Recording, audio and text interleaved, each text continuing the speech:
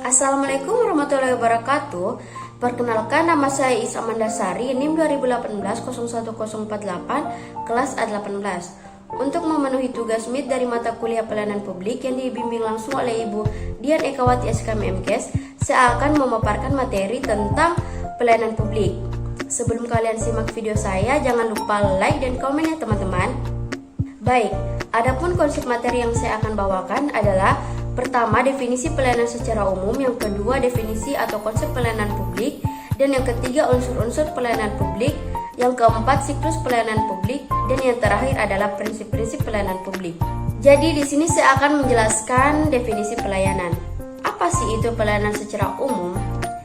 Jadi, pelayanan atau customer service adalah kegiatan yang diperuntukkan atau ditujukan untuk memberikan kepuasan kepada pelanggan. Melalui pelayanan ini, keinginan dan kebutuhan pelanggan itu terpenuhi. Dan menurut Umar adalah pelayanan secara umum, rasa menyenangkan yang diberikan kepada orang lain disertai dengan kemudahan-kemudahan dan memenuhi segala kebutuhan mereka.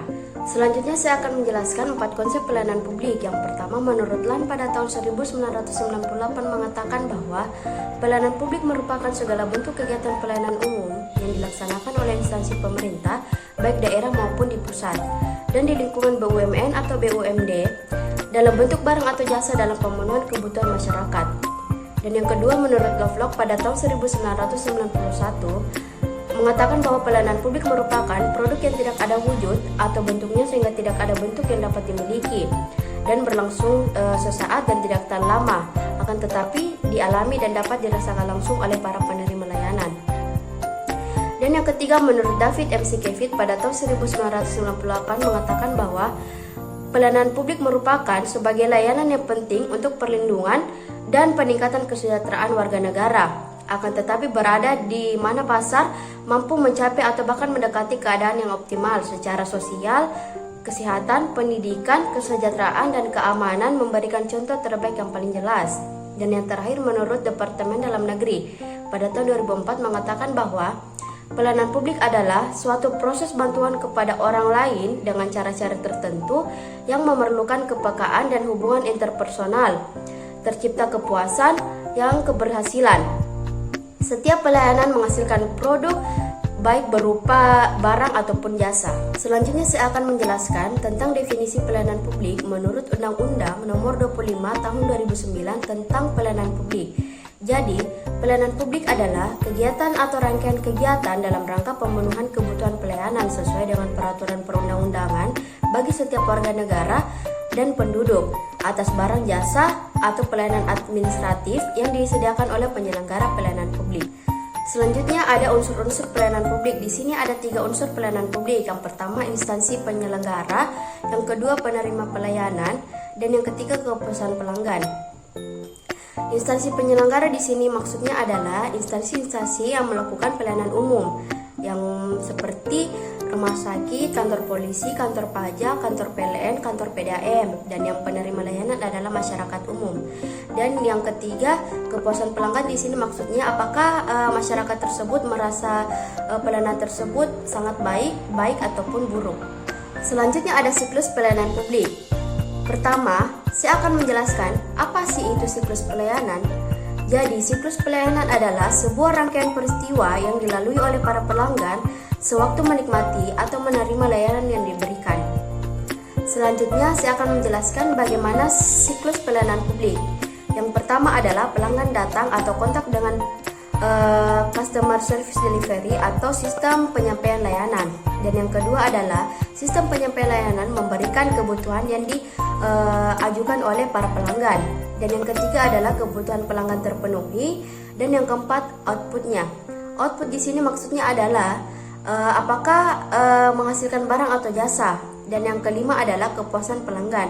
Di sini kepuasan pelanggan dapat dirasakan langsung atau dinilai langsung oleh para pelanggan yang menerima layanan. Selanjutnya ada prinsip-prinsip pelayanan publik. Di sini ada 9 prinsip. Yang pertama, berkeadilan; yang kedua, akuntabel; yang ketiga, aksesibel; yang keempat, efektif dan efisien; dan yang kelima, mudah dan murah; yang keenam, tidak diskriminatif; yang ketujuh, responsif; ke-8, transparansi; dan yang ke-9, partisipatif. Yuk kita bahas satu-satu 9 prinsip pelayanan publik. Yang pertama ada berkeadilan. Berkeadilan di sini maksudnya adalah tidak berat sebelah atau tidak memihak salah satunya. Yang kedua akuntabel. Akuntabel di sini maksudnya adalah harus mencapai sasaran baik fisik maupun keuangan. Dan yang ketiga adalah aksesibilitas, adalah suatu ukuran kenyamanan atau kemudahan mengenai cara lokasi tata guna lahan berinteraksi satu sama lain dan mudah atau susahnya lokasi tersebut dicapai melalui sistem jaringan atau transportasi. Poin keempat adalah efektif dan efisien. Efektif di sini adalah suatu yang dilakukan berhasil dengan baik, dan efisien adalah melakukan pekerjaan dengan tepat dan mampu menjalankan tugas dengan cermat dan berdaya guna. Dan yang kelima adalah mudah dan murah. Mudah di sini artinya misalnya terkait pelayanan administrasi, masyarakat merasa dimudahkan dalam pengurusan persuratan, dan murah artinya di sini adalah misalnya pada saat melakukan pelayanan dokumen seperti KTP dan KK tidak dipungut biaya di seluruh Indonesia. Poin keenam, tidak diskriminatif. Artinya di sini setiap warga negara berhak mendapatkan pelayanan publik secara adil tanpa dibeda-bedakan. Poin ketujuh adalah responsif. Di sini merupakan adalah memiliki daya tanggap tinggi dari aparatur dalam menghadapi dan menyelesaikan keluhan-keluhan yang disampaikan oleh para pengguna layanan, serta tersedianya saluran untuk menyampaikan saran dan keluhan. Dan yang ketujuh transparansi, artinya di sini menunjukkan penyelenggaraan pelayanan yang bersifat terbuka sehingga masyarakat dapat mengetahui proses pelayanan tersebut secara mudah dan jelas. Dan yang terakhir adalah partisipatif, adalah pelayanan yang dapat mendorong peran serta masyarakat dalam penyelenggaraan pelayanan publik dengan memperhatikan aspirasi, kebutuhan dan harapan masyarakat. Selanjutnya contoh-contoh pelayanan publik sesuai dengan bidang pekerjaan. Seperti gambar 1, pelayanan publik pada kantor polisi. Dan yang kedua, pelayanan publik melalui online di kantor PDAM. Dan yang gambar ketiga, pelayanan publik di kantor PLN. Dan yang keempat, pelayanan publik di bagian kesehatan. Dan yang kelima adalah pelayanan publik di kantor pajak. Yang keenam, pelayanan publik di mall pelayanan publik. Dan yang ketujuh adalah pelayanan publik di kantor camat. Sekian pemaparan materi dari saya. Semoga ilmunya bermanfaat untuk kita semua. Jangan lupa like dan komen ya teman-teman. Terima kasih.